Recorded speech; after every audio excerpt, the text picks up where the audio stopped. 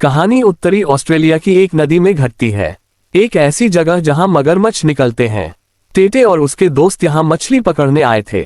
इस समय जियाओमी कैमरा पकड़े हुए था, लेकिन अचानक ऐसा लगा जैसे लेंस में कुछ गोली लगी हो। लेकिन इससे पहले कि वह इसे स्पष्ट रूप से देख पाता, छोटी नाव पलट गई। एडम को एहसास हुआ कि यह मगरमच्छ का हमला हो सकता है, इसलिए उसने टेटे को बड़े पेड़ पर चढ़कर छिपने के लिए चिल्लाया। वह अपने लापता साथी की तलाश जारी रखने के लिए वापस पानी में चला गया, लेकिन उसने हर जगह खोजा, लेकिन उसे कोई और दिखाई नहीं दिया। इस समय पेड़ पर मौजूद टेटे घबरा गया।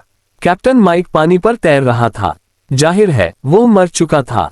इससे भी बुरी बात यह है कि उसके बगल में एक बहुत बड़ा मगरमच्छ था। इस समय वह एडम की दिशा में तैर रहा था। दूसरी तरफ जियाओमी, जो नाव के निचले हिस्से में फंसा हुआ था, कुछ देर संघर्ष करने के बाद आखिरकार पानी से बाहर निकल आया। पेड़ पर बैठे टेटे ने ये देखा और उसे पानी से दूर रखने के लिए जोर से चिल्लाया, और मगरमच्छ ने अपनी दिशा बदल ली थी और जल्दी से जियाओमी के पास पहुंच गया। जियाओमी ने अपनी पूरी ताकत लगाई और अपनी उंगलियां रस्सी से कसकर कस ली। आखिरकार आखिरी क्षण में वह सफलतापूर्वक छोटी नाव पर चढ़ गई, लेकिन उसके पास सांस लेने का समय नहीं था। पानी के नीचे मगरमच्छ पहले से ही छोटी नाव को पागलों की तरह मारना शुरू कर चुका था। हर बार से छोटी नाव हिंसक रूप से हिल रही थी।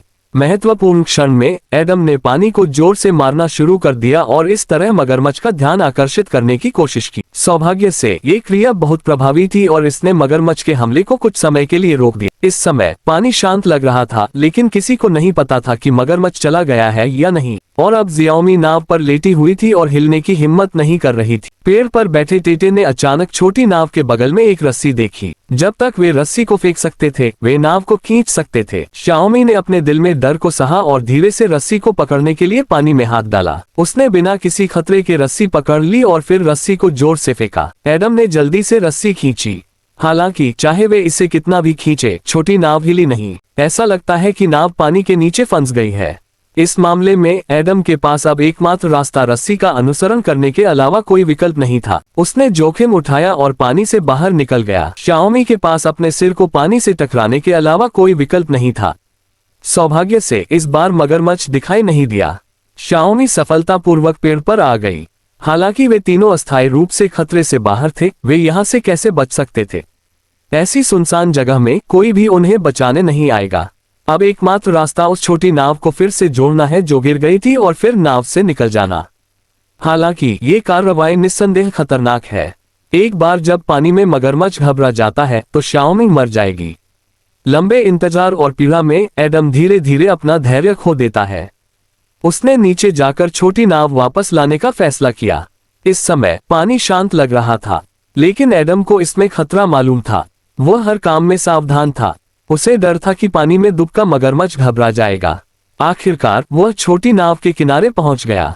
हालांकि जब उसने पलटने की कोशिश की तो उसने पाया कि नाव मजबूती से स्थिर लग रही थी।